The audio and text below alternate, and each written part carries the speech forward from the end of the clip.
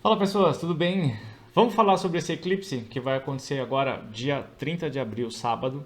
É um eclipse que vai acontecer no eixo Touro-Escorpião e é o primeiro do ano de 2022 que inicia um ciclo de eventos ligados aos eclipses e muitas outras coisas durante todo esse ano, que vai se arrastar inclusive para o ano que vem, né? Porque os eclipses têm duração de 6 meses de influência. Quando termina um eclipse, começa outro, né? Você tem 6 meses de influência, terminou, ele engata no próximo. E aí a gente tem 4 eclipses acontecendo dentro do eixo Escorpião e Touro.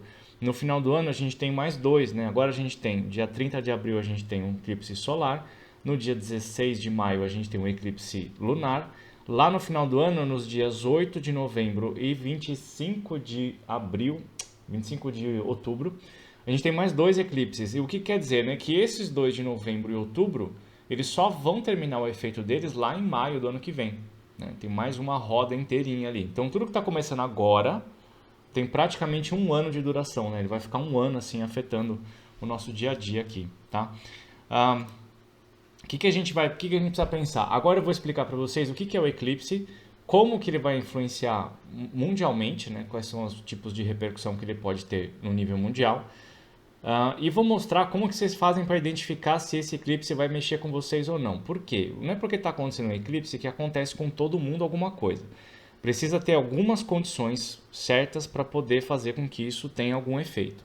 Vou mostrar para vocês um exemplo e eu já deixo um convite aqui que amanhã, na quinta-feira, dia 28 de abril, eu vou fazer uma live aqui no YouTube para fazer a análise desse eclipse no mapa de quem estiver participando da live.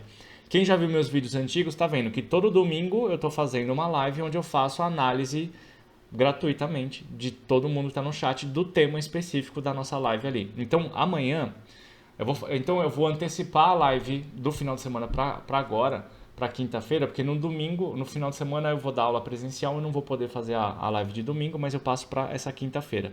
Então, como é que faz? Aparece na live, coloca os seus dados ali no chat e eu vou analisando um por um ali. Tendo em mente que é possível que esse eclipse não mexa em nada no seu mapa. Né? E se ele não mexe em nada, fica tranquilo, tá tudo certo. Tem outras coisas acontecendo.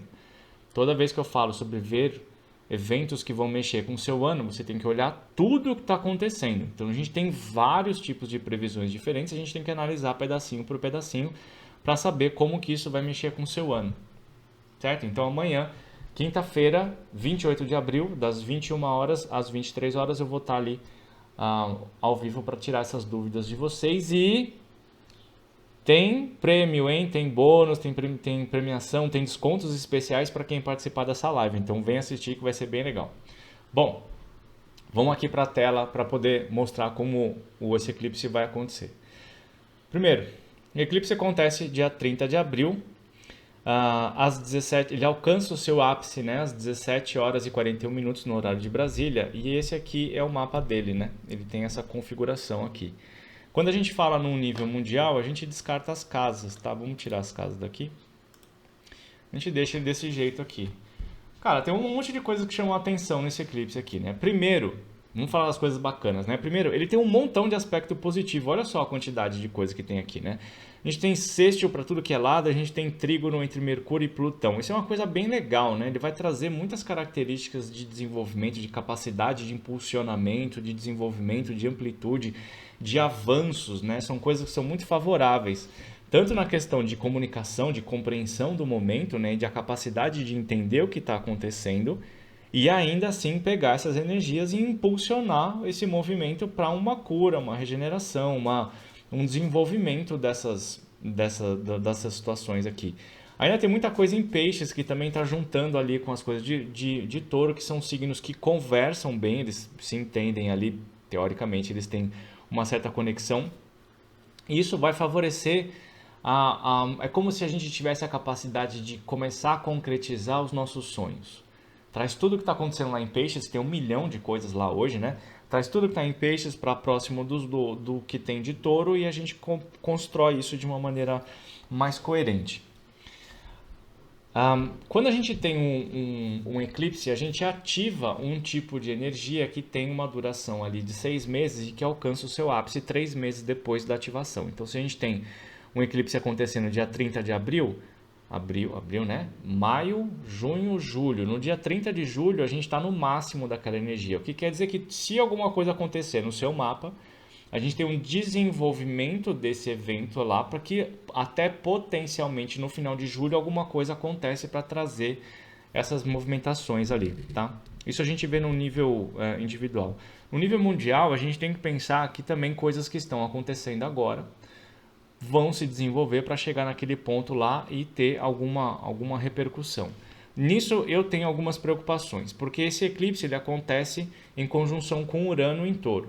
Quando a gente tem Urano em Touro, a gente tem uma movimentação muito intensa no setor de valores, né? No setor financeiro de valores e também na estrutura, né? No que é físico da Terra, né? A gente tem esse elemento, esse eclipse acontecendo no elemento Terra, que mexe com a estrutura física mesmo, tudo que é Terra, né?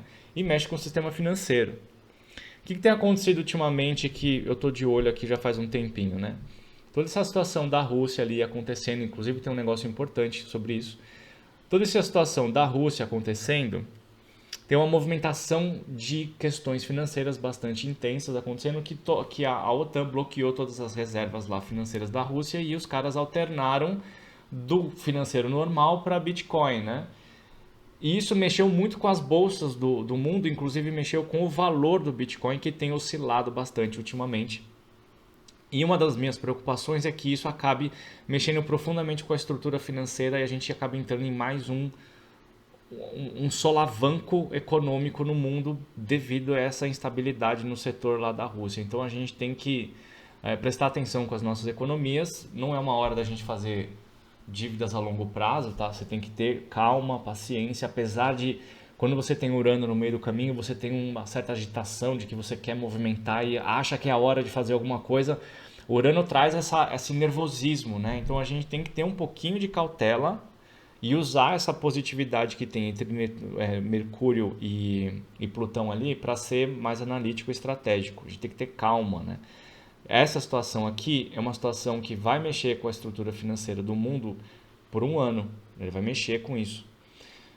Eu já fiz outro vídeo um tempo atrás sobre o futuro da economia relacionada com as criptomoedas. Eu acredito que esse é mais um passo que a gente vai dar para fazer essa alteração do dinheiro físico para esse dinheiro virtual e como que isso se estrutura de uma maneira mais coerente, tá? O mundo das criptomoedas ainda tem uma certa... Eles não são subordinados à estrutura financeira mundial e isso dá muitos conflitos. Então eu acredito que no próximo ano a gente tem avanços dentro disso aí para poder viver isso de uma maneira mais real. Uma coisa que é importante a gente sempre pensar que o Urano ele desestabiliza. Então a gente tem essa questão ali de estabilização financeira mundial. Uma coisa que eu particularmente fico bastante apreensivo com isso. Ainda podemos pensar nos conflitos mundiais, né? Isso aqui ainda vai se estender por mais um tempo, mas uma coisa que eu vejo que é interessante é que junto desse eclipse tem o nó do norte. E o nó do norte ele vai encaminhar a gente, ele vai direcionar a gente para um lugar de evolução. O problema é que é lugar de evolução, você tem que abandonar o que é passado e existe muita necessidade de manter o controle sobre essas alterações. Tem muito medo no ar, né? E a gente precisa dar um jeito de dar esses passos para poder avançar para dentro de uma realidade nova que é menos centralizadora, menos controladora ali. Tá? Então eu torço para que... Eu gosto de pensar que os eclipses podem levar a gente para um lugar melhor, mas a gente tem que ter um esforço de abandonar o que é concreto, abandonar o que é seguro, né? Abandonar, não ficarmos apegados ao medo para poder dar esses passos para frente aí. Tem uma coisa que é muito interessante, quando a gente pega uns dados astrológicos e projeta em cima do globo terrestre, a gente vê algumas linhas são criadas ali de influências desses planetas. A gente pode fazer isso com tudo, mapa natal de pessoas, de eventos e de eclipses também, com certeza a gente vai ver essas coisas acontecendo. E aí a gente encontra alguns probleminhas. Quando a gente faz a projeção do eclipse em cima do globo terrestre, a gente vai ver algumas linhas de planetas passando em locais problemáticos.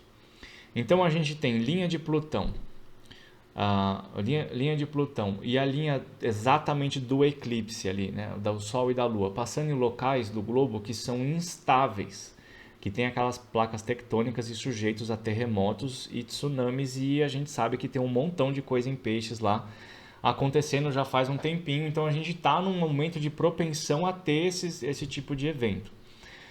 A linha do eclipse ela passa exatamente ali em cima do Alasca e bem pertinho da Califórnia. Vai descer aqui e pega um pedaço ali dos Andes também, né? O que pode sugerir que nos próximos 3 meses a gente tenha algum evento no sentido de terremotos, né? Terremotos, tsunami, terremotos que causem tsunamis. A gente tem que lembrar que o ano passado a gente teve momentos de eclipses também que passaram em cima de alguns lugares que moveram muitas situações de vulcões e de terremotos que mexeram bastante com a estrutura. Não foram tão problemáticos porque foram um pouco afastados da civilização, né? Se teve uma ilha que eu não me recordo o nome, que o eclipse passou exatamente em cima daquela ilha. Foi eclipse ou foi Netuno? Eu não lembro direito qual foi o setor. Ah, não, acho que foi quando Júpiter entrou em Peixes. Eu não me recordo exatamente, mas essa ilha ficava ali no meio do caminho da América para a Europa e teve um vulcão ali. Também teve aquela situação do Cumbre lá também, que mexeu com o mar intensamente, né? Então a gente tem essas situações ali passando na costa leste, na costa oeste dos Estados Unidos, bem próxima da Califórnia, e aqui embaixo lá nos Andes. Inclusive a sombra do eclipse, né, quando ele passa ali e faz a sombra vai pegar ali bem na pontinha do Chile, ali, bem lá no finalzinho, o que pode sugerir que algumas coisas podem acontecer por ali também. Uma outra linha que acontece dentro dessa criação do eclipse é a linha de Plutão que passa em cima do Japão, bem no finalzinho da China ali e no Japão. E isso pode ser problemático para o Japão, né? A gente tem que ficar ligado nas coisas que podem acontecer por ali também. Agora, o que é mais tenso, e que eu fiquei preocupado quando assisti o vídeo de um colega meu que fez a projeção desse astrocartografia na tela, é que se você tem 20 linhas que podem ser, 20 supondo, tá? Você tem 20 linhas que podem ser criadas na astrocartografia, 50 passam em cima da Rússia, né? E essa projeção da energia do eclipse acontecendo em cima da Rússia dá mais um reforço sobre as nossas preocupações de como que essa guerra vem se desenvolvendo, que é uma coisa que a gente já está falando desde o final do ano passado. É problemático, é perigoso, a gente está num estágio de muitos eventos astrológicos indicando mudanças até intensas, com potenciais problemas catastróficos, apocalípticos, e a gente está ali nessa situação com aquele maluco do Putin lá causando um monte de problemas, então é mais um fator que me deixa preocupado. Um tempo atrás eu assisti um vídeo, se vocês tiverem curiosidade, é um vídeo que chama Data Limite. E essa Data Limite é um documentário que foi feito por um pessoal espírita sobre as previsões de Chico Xavier, e em umas passagens ali ele falava que potencialmente pode acontecer uma guerra que deixa o hemisfério norte inabitado inabitável, né? E esse inabitável faz com que as pessoas migrem tudo para o hemisfério sul. Então, se a gente tiver alguma coisa mais intensa no próximo ano, a gente pode mirar num negócio desse. É lógico que isso aqui é um pouco apocalíptico, né? Né? Eu não torço para que isso aconteça, mas a gente tem que ficar sempre atento nessas coisas aqui, tá?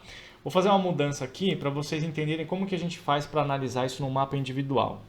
Vamos supor que isso aqui é o mapa de uma pessoa. Aliás, vou pôr o meu mapa aqui e vou colocar no dia para vocês entenderem como que ele pode influenciar o mapa e como que vocês precisam prestar atenção para ver se isso mexe no mapa de vocês, tá? Então olha aqui, quando a gente olha a projeção do mapa, o eclipse ele acontece no local específico do mapa. Então não é para todo mundo de Touro que vai acontecer. É só para quem está nascendo ali entre o dia 27 e o dia 2 de maio, mais ou menos, você vai ter um pouquinho mais de influência, mas isso se você tiver o Sol. Quem vai sentir mais? Quem tem Sol, Lua ou Ascendente em Touro, próximo do grau 10 ali. Grau 8, 9, 10, 11, 12, mais ou menos é onde vai pegar aquela energia com mais intensidade, tá? Porém, não é só isso.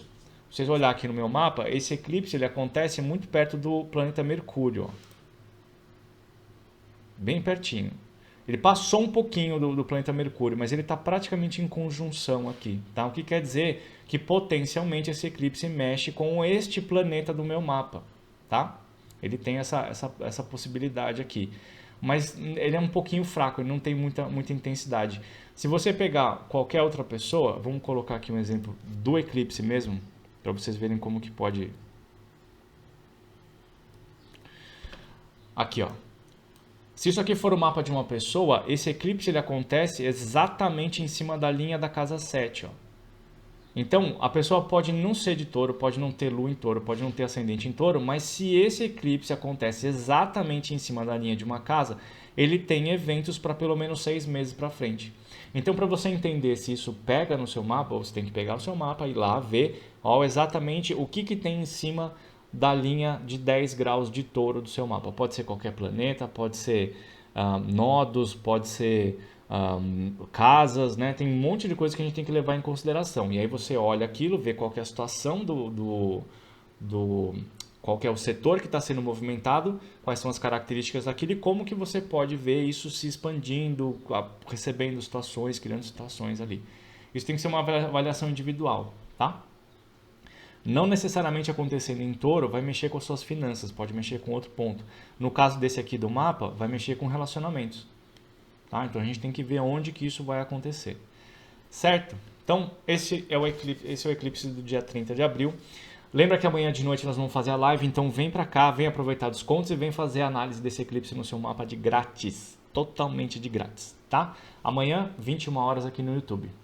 Beijo para vocês e que seja um bom eclipse para todos.